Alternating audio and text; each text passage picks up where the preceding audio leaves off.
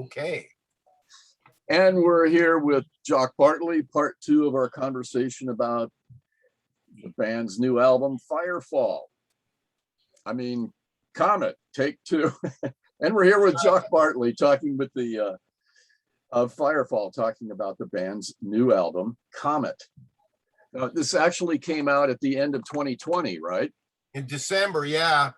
And Lynn, our manager, who's the record label too, Sunset Boulevard Records, he wanted to wait until mid or late 2021. And both Mark and I said, you know, everybody who's been working on an album, what, you know, famous or not famous in the past year and a half, when there were no gigs, there's gonna be a gut of new albums out in whatever. And I said, yeah, at least, you know, and Firefall's somewhere stuck in the middle, and you know, we'll get more attention for this record if you put it out now.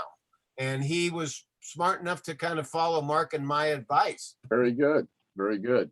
Yeah. Okay, well, we've talked about the first 2 tracks, Way Back When and Real Fine Day, so refer to part 1 for those. But we'll pick it up with Hardest Chain. It's a tune by Tony Rosario and Sandy Fica. Is that, so Sandy's our drummer for 30 years. Yeah. Am I pronouncing his name right? Fica. Okay, very good. Yeah, he co-produced the track too. Well, you know, I thought, you know, and Lynn Fico kept saying, you know, nobody reads liner notes anymore, you know, but I wanted to be really specific about stuff. And Sandy did a lot of the work on his song after we recorded it and I put my guitars on up in Oregon. So he legitimately co-produced that song with me. Certainly. So anytime that happened, I wanted to kind of list it because, you know, not only does it mean something to him, but his family and other people going, oh, Sandy co-produced this. Yeah, well, I'm old school. I love credits. I love to know who did what, where, when, and how. Yeah, besides you're a writer, so you don't care if they're like 10 pages long. It's like, oh, wow. So the thing is, okay, so that Tony Rosario was a friend of ours from Boulder, so we all knew him from 20, 30 years ago. And Sandy had that song for a long time. And, you know, we had toyed with, well, maybe we could work it out or whatever. But, you know, I said, Sandy, you should present that song again because it's a really good song.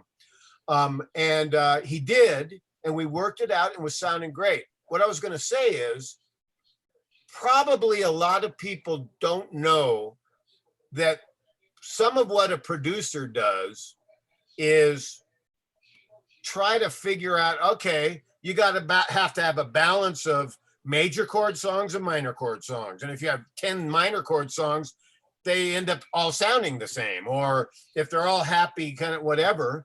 And you got to watch if you got 2 or 3 vocalists singing, you want to space it out. And tempos, if you have 3 fast songs, you don't want to put them all together. You know, you want to space them out with a slow or mid-tempo song. So with Way Back When being in G and a major chord song, and then A Real Fine Day being syrupy happy in a major chord, you know, I knew that now was the time for a minor chord song. Right. And it just seemed like Sandy's song fit that really nice because it was still pretty up-tempo, and it was the whole band playing, had really good vocals on it, you know, and I thought, okay, Sandy's song goes second. And that's when I thought, okay, Nature's Way, which we'll get to soon, would be fourth. But Sandy's song and Tony's song, you know, was really good. And that is a really adult theme, you know, and it's the singer of the song reaching out to somebody who's going through a real bad time and heartache. And I've been there before, and, you know, the hardest chain to break is the ones around your own heart. So it really made sense to me that third was a good place to put it. And it's really a good song. I like it a lot. Yeah, I think certainly a lot of people can relate to it. You know, people our age have been around the horn a couple times with relationships. It resonates with a lot of people. Right. And you know what's interesting? When we were rehearsing in Nashville, like 3 years before the album came out, you know, we were working out this song, and the guy who ran the rehearsal studio filmed us working out this song with Gary just learning the vocals and he's reading them. And I hadn't figured out any of what I was going to do as a lead guitar player. So I was playing licks all over the thing. And, you know, and what's interesting is, you know, I really like the solo I played in that. And then we added flute to it because it's really a statement in itself. It's not just licks. And, you know, a lot of lead guitar players and, you know, soloists in general, you know, unless you get to a certain level of maturity, you don't realize that it's not just about playing everything you know, and hey, I'm showing off how great I am on the solo on this song. And you really need to be melodic and have conversation with your listeners. And you know, that solo that I played in the middle of Hardest Chain, you know, I could have played when I was 12 years old, but you know, it was perfect as it turned out for what it did. Exactly. It's not about the number of notes. It's just playing the right notes. Right. You let the song dictate what that is. Right. And in fact, that's the main key about a player in any band, or particularly a recording situation, is that you have to play the best thing you can think of playing for the song. It's not about your playing. It's not about your licks or your ego, or I want to show off this new lick I just learned. The song is all powerful. Yep. And, you know, and a lot of the stuff on this record was kind of like that. Well, the fourth track is Nature's Way. We talked about that a little bit in part one, but it was kind of the spark that lit the fuse, to repeat a phrase that I used in part one, as far as getting this whole album off the drawing board, so to speak. Right. So to me, I mean, Spirit was such a kind of an underrated band. Yeah, they played at the Atlanta Pop Festival and toured with, you know, Janis Joplin and Moby Grape and Led Zeppelin and all those bands at the time and stuff. And they got a lot of airplay, particularly on I Got a Line on You of Randy California's. But, you know, they were almost a kind of an underground band, too. why do you think that is? Well, I don't know. It might be because they were one of the first, I can't think of what genre we would call them, but they were almost experimental. Yeah.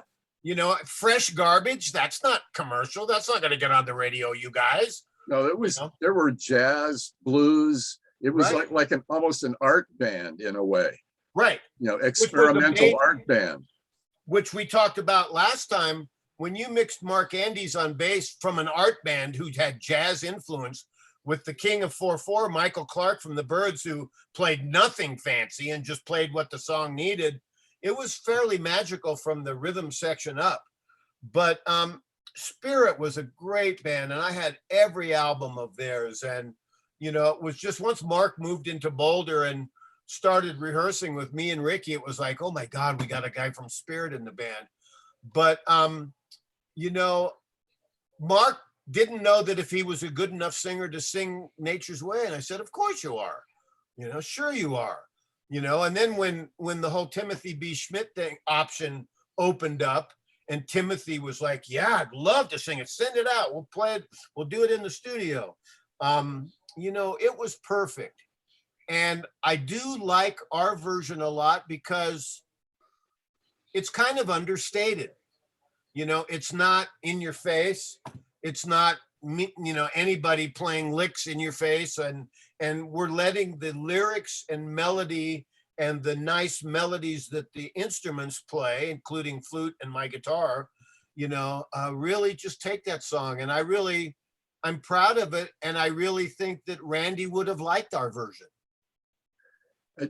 I think you kind of hit on it. It's understated. It's not bombastic. It's not trying to drive the point home. It's more about the sentiment of the song. And Right. you know, my goodness, that was from 70, the 12 Dreams of Dr. Sardonicus. Right. And think of what was happening in 1970 by way of the environment and what's happening now and how relevant this song still is. Right.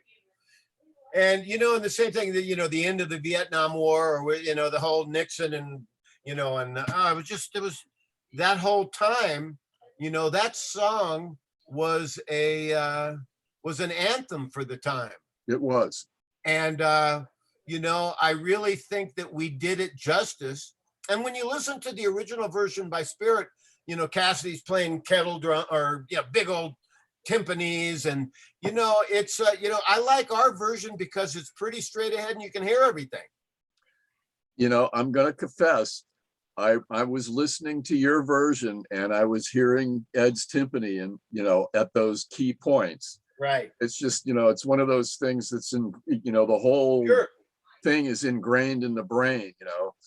Yeah. After I'm really proud of our version, and I'm really happy that Mark, because Mark was the guy in that. He could say yay or nay to us putting it out as a record or putting it on the record. And, you know, and he just went through the whole thing with the trial with Led Zeppelin. And in fact, Mark told us that he was on the stand talking about Taurus and what's Stairway to Heaven. Stairway, yeah. You know, he was on the stand directly before Jimmy Page got on the stand. So, you know, but anyway, go Randy, California. Wow. What a great song. And I'm glad we could put this on the record. Wonderful, wonderful. All right, well, track 5 is Younger, and it's kind of flipping the mode, you know. Right. It's like when you're young, when you're a kid, you say, man, I can't wait to be older so I can do this, that, and the other thing. Right. You know, so this is kind of flipping the mode. Talk about that. When we put out the search for songs, I used to go to Nashville a lot and write with famous writers who had a lot of top 10 country records, and Gary, who lives in Nashville, Gary, you know, Gary Jones, our singer who lives in Nashville. Sorry. If you know anybody, you know, if you know some people that might have a song for us, and he came up, this was the first song he came up with. And of course, Gary Burr is not only a great hit song country writer, he's kind of in a band with Kenny Loggins called, I forget what they're called, but, and they put out an album, and, you know, he's a really famous guy and amazing songwriter. When I first heard this song, I went, oh my God. And as the producer, you know, I knew that we had to keep this thing really sparse and open and just let the song speak for itself.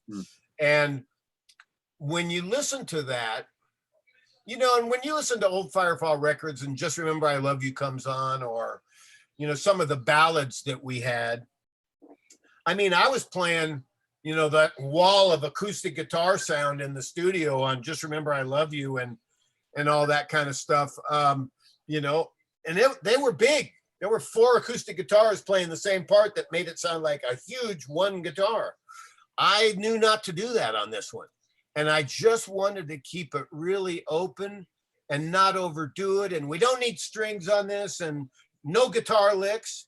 You know, I decided on the fade when the end of the outro started that maybe I'll put an acoustic slide part, but I didn't, you know, get fancy with it. I wanted to play really simple 1930s kind of simple background stuff. Yeah, it's more about the mood than the riff, you know. Absolutely. And that song particularly, you know, it's not the low point, but it's the quiet part of the record where Gary Burr's song stands up, and it's great because it's kind of tongue-in-cheek, and it's really talking about, you know, that he lost the love of his life and maybe next time it'll be better. But, you know, some of the lines that he wrote in there are just humorous and great. So I'm really happy Gary Jones brought that song by Gary Burr, Younger, to the record. And, you know, I'm thinking that we may want to, when we play a 2-hour show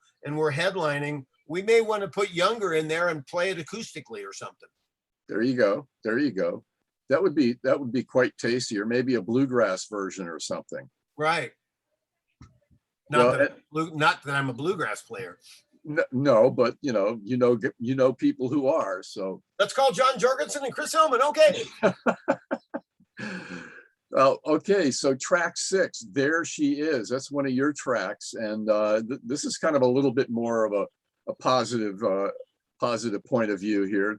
Talk a little bit about what's going on here in the theme.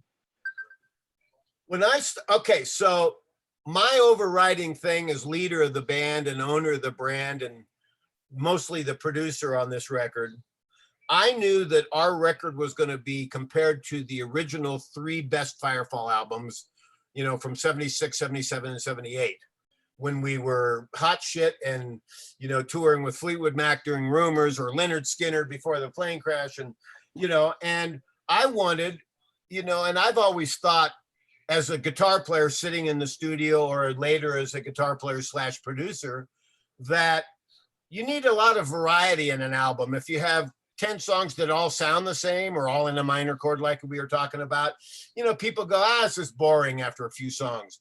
And There She Is, I kind of wrote as a happy, positive song that I thought might be a little bit more acoustic, like a little bit more like Just Remember I Love You. And I wanted to write a really good hook so people would be singing it in their heads and, you know, and stuff. But when the band worked it out, it became this really cooking rock song.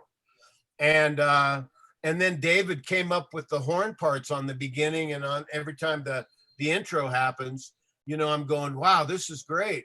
I think that There She Is, I should hire some fantastic, expensive merchandise, media person or person in the know, because I could see that be on a Revlon commercial or for women's boots or something, because there she is looking so pretty.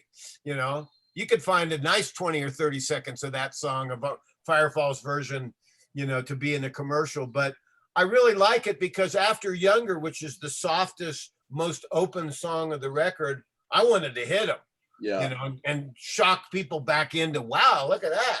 So I'm really proud of that song too. And that's one that I tried to get Gary to sing, thinking, oh, Jock, you'll get, you know, let the lead singer in the band sing this one.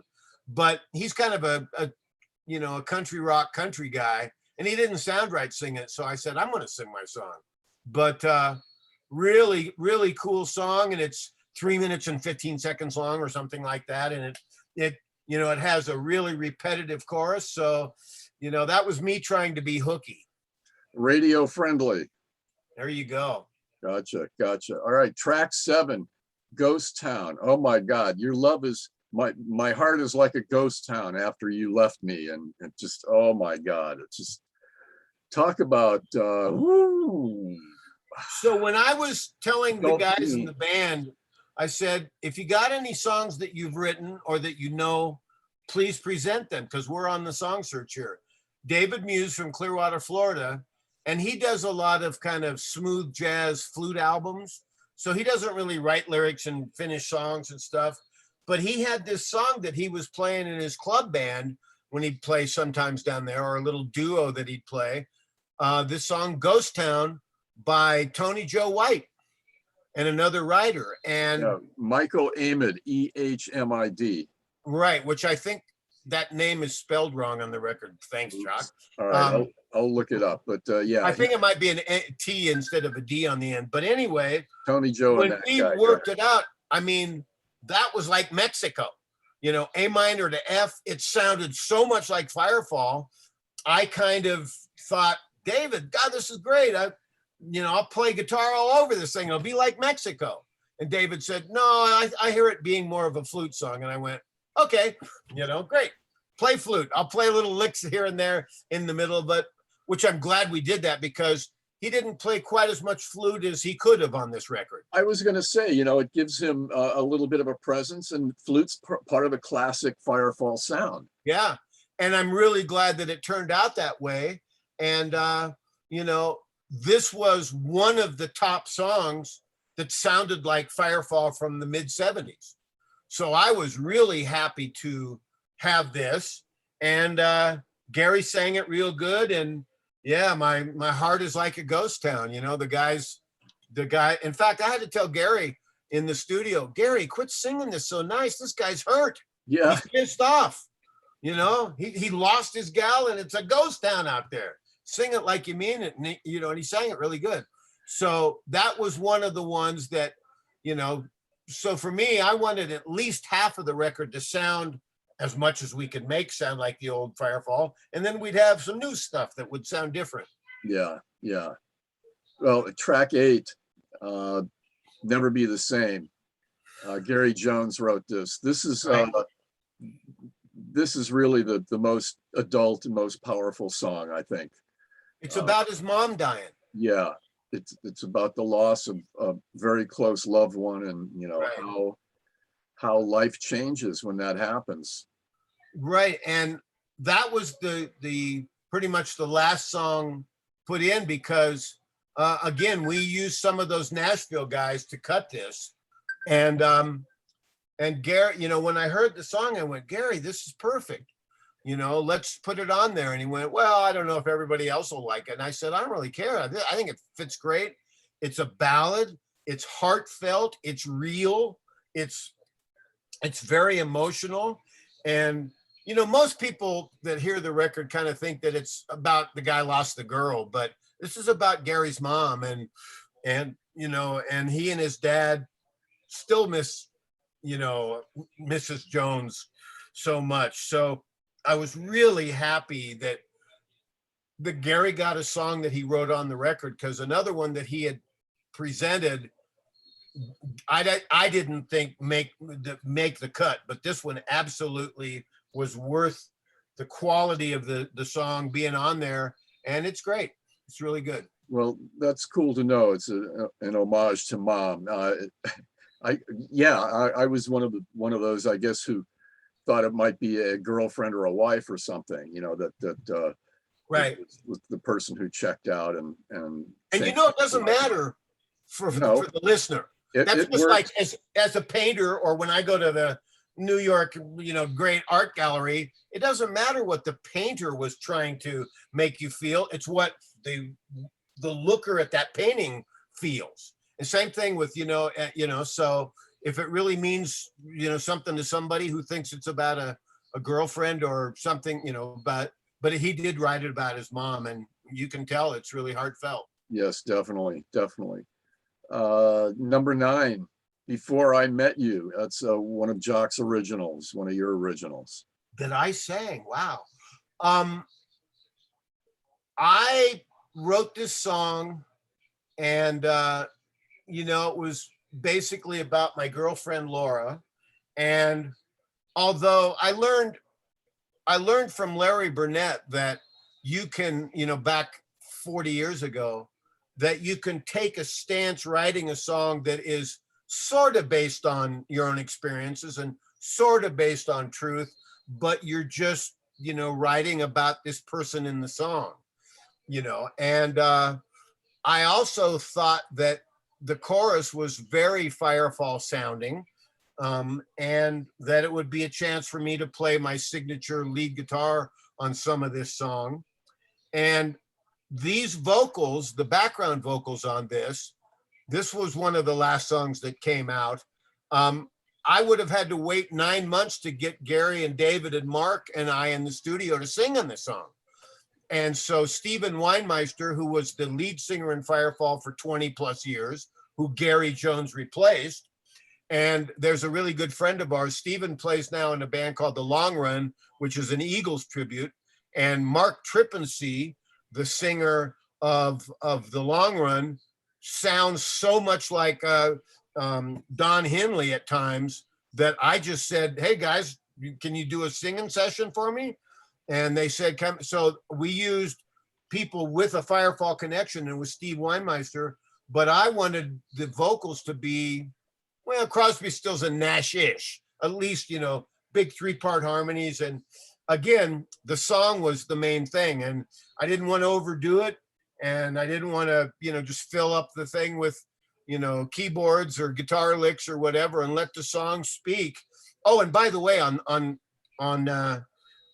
that song, when we cut the basic track for Before I Met You, Mark played that great bass lick which then I went, ah, and I then doubled it with guitar, and he only played it once on the basic track, and I kind of put it 3 times in the song, making a little melodic hook. But there's a lot of, that's a deep song musically and production wise. But again, we didn't overdo it. But I really like that one because, God, it's got a really good feel. And it's, again, positive and not so knock your head off kind of positive. Yeah, it's like before I met you, my life was crap, and thanks for making it a way better scene. That's right, baby. Does that nail it? That's it. Okay. And then really a nice way to close the record, A New Mexico. You were mentioning before that it's kind of an homage or an update or a tribute or a middle finger to Rick Roberts, who wrote the original version of Mexico way back when. Well, I've told Rick 20, 30 times in the past 20 years, I was born to play on your song, Mexico, and on Mexico, on the original version, I didn't know it at the time, but when I did my 1-take solo and 1-take performance on the lead guitar, my hero, Eric Clapton, was in this control room watching me play. And when I was done, the producer called me in and I met Eric Clapton, my hero. And it was a good thing I didn't know he was there because I wouldn't have been able to play anything, but it's funny because when David Muse told me that he wanted Ghost Town, which was a total Firefall song sounding, to be kind of more of a flute song than a guitar song, I started thinking, we need a new Mexico. We need a new song like Rick's Mexico. We need a new guitar song. That's right. Yeah. We need a new Mexico. We need a new Mexico. And after about 2 or 3 months of thinking that, I went, a new Mexico. Let's write a new song called either New Mexico or A New Mexico. And the first 2 verses on that are the guy in Mexico, south of the border, and then he's with the girl on the 3rd verse, and they live in New Mexico. But I wanted it to be an homage to Rick and Firefall and what we sounded like, and Stephen, you'll be surprised. I was totally shocked when I heard this, that of all the downloads and the listens that Comet as a record has gotten, the most listened to song off of our 10-song Comet album is A New Mexico. That surprises me. Now, way back when, our most recent single is a close second. A Real Fine Day, that positive song, is 3rd. But I imagine that when people looked at that and they saw A New Mexico, they thought, oh, I want to hear this. What are they doing here? Well, I think it's also kind of cinematic, so it would be right for a video also. Yeah. Yeah, it probably would be. We can, make a video when the album's 2 years old or 3 years old. Hey, our new album. But what is cool is now that we're touring, we have a new album to push. And though we're not doing meet and greets, we got a new album out, even though it was in December 2020. By the way, I wanted to say, since I talked about Stephen Weinmeister and Mark Trippensee singing a lot of background vocals for me in Boulder, Colorado, when we were finishing the record, Gary Jones, I sent him the song, and when I was together with him one time, I said, here's my song, A New Mexico, Gary, you're going to sing it. And, and I said, and so here's the chords, here's the melody that I've written. You can play around with the melody, it's up in the air, but we need a good vocal off of this. And he never really went in the studio and got that going. And 3 months later, I'm going, Gary, I need a lead vocal from you. And Gary says, oh yeah, I'm going to go in the studio next week. I'll try to get to it. And I'm going, no, you don't try to get to it. We need a damn lead vocal. We need a great lead vocal. That's right. And as December was approaching of 2019, because originally we were going to put this album in February 2020. Yeah, perfect. Perfect. Right when the pandemic really got going. you know, so I kind of thought, well, I don't know if Gary's going to do this or not.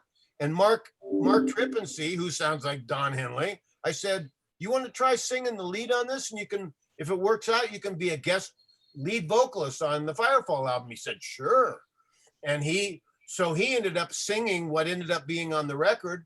And when Gary sent me his second or third attempt at New Mexico, it wasn't as good. So that's a guy singing lead who's a great friend of the band.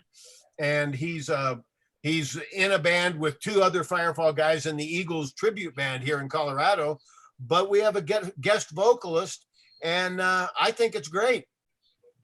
Sounds good. Well, we should wrap it up, but I wanted to find out about the title. How did you come about? How did it come about that you used Comet for the title of this record?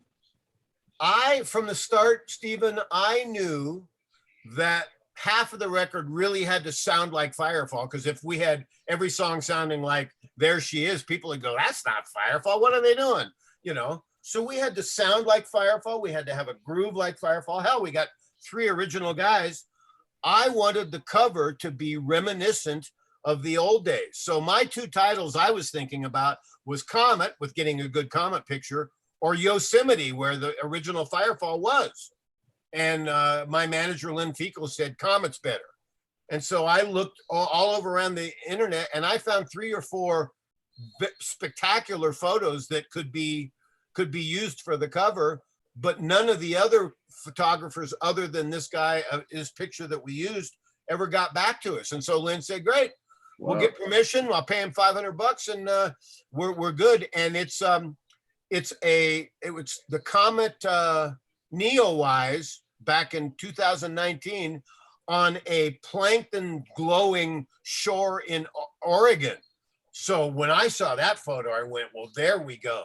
That's stunning. That's by Adam Marland, according to the credits. Unbelievable. And that just really fit into Firefall being similar to what we used to be 30 years ago, but also new Comet. And, you know, because the first album cover, which I kind of helped design, they wouldn't let me paint it as a painter. They did it photographically, ended up being one of the most famous, covers from 1976. So, you know, it was by design that we picked that name and had that in there, and people can think what they think, but Mark and David and I and Sandy and Gary are going full steam and having really fun, still playing music. Very good. Well, full speed ahead. Thanks again for spending the time with me and going through the album. It's been quite a pleasure. Thank you. Thank you very much. I appreciate your attention, and what you get to do is great in your life, and keep doing it, man. You're a great writer. I appreciate that. Thank you. No problem. Take it Talk easy, to you my later, friend. my friend. Thank you. You too. Bye-bye.